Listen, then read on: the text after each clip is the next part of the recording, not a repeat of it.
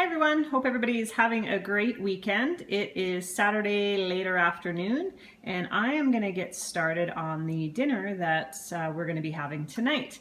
And I thought I would show you this recipe as it is fairly simple and is going to be quite healthy as well. So what we're going to be doing with our big old pot here is we're going to be making a sweet potato, carrot and ginger soup, and these are all the ingredients we need. So we have the carrots, we have the ginger, onion that we're going to saute first, and we have the sweet potatoes. I have one more sweet potato. I'm not sure how much this is going to make. I actually haven't made this before. And I have the chicken broth, which is going to create the base of our soup. I also have some sage here. Now, I'm not entirely sure if I'm going to add this or not. I made a butternut squash soup last weekend, which was fantastic, and the sage went really well with that. I'll probably end up tasting this soup first and just deciding whether or not it would need sage or not. So, one other, oh, well, you know what? I'm going to guess that it's 5 o'clock somewhere, which means it's wine o'clock. Woohoo! So I'm going to start peeling all of these. I'm going to have some sips of my wine. Yes, I am. I'm going to peel all of this and I will check back with you when I get into another stage of the cooking process. Okay, so here we are on stage 2 of the recipe.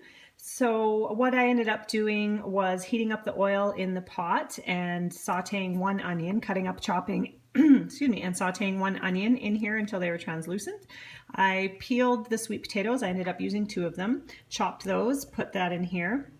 I ended up using 5 carrots and I peeled those and chopped those, as you can see that they're in there as well. And there's 1 heaping tablespoon of the jarred ginger in there as well. I ended up using, I believe I ended up using 6 cups of the low sodium chicken broth, and I also added 1 cup of water as well. So all this is going to do now is basically I'm going to bring this to a boil and then I'll let it simmer for probably 15 to 20 minutes, I hope, enough to let all these vegetables soften, and then I can move on to stage 3 of the soup making. So far, the worst part of making this soup so far has been that because I've been chopping and peeling, it hasn't allowed me to drink any wine. So I am now going to enjoy some wine while this comes to a boil. I'll check back with you for stage 3. All right, cheers. We're on to stage 3. The vegetables are now soft and I've transferred them. I'm going to have to do this in batches, so I've transferred some of the soup and the vegetables into my blender. Some of you may have an immersion blender, which would work really well. I don't know much about those, but I think then you don't have to do them in batches. But I'm going to use a regular blender, so I'm just going to puree this to start with.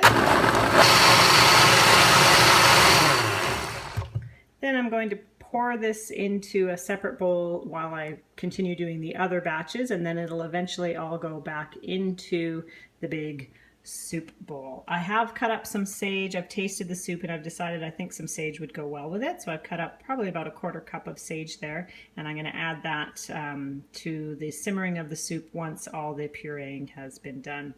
If you're finding that the soup is too thick, we'll see how it works out once I've got this all pureed. You can just add some additional chicken stock or probably even water to make it a little bit more of the consistency that you may like. All right, checking back. We'll be back for stage 4. All right, here is the finished product. I added the sage in there, and I'm just going to simmer this and let all the flavors sort of simmer together here. It did end up being a little bit thick. You can even see right now it's fairly thick. It's beautiful color. It's absolutely beautiful. It smells delicious too. So I did add a little bit of low sodium chicken broth, and I'm going to add a little bit more because I just want my soup to be a little bit more, just a bit more soupy, a little less thick. That way I can add some crackers to it. Now, as far as a meal goes, I mean, you could just eat this as is. It's pretty hearty with a lot of, as you did see earlier, a lot of sweet potato and carrot.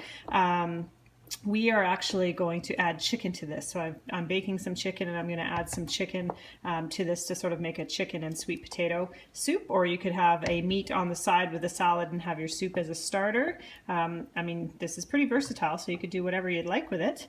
Anyhow, I'm going to taste it. It smells delicious. I did taste it earlier before the sage, and it was really good as well. I think it's going to be even better with the sage, and I'll let you know how it is on Facebook. All right, everybody, enjoy. And again, remember that cooking healthy doesn't have to be bland or boring, and it's always better with wine. Have a great night.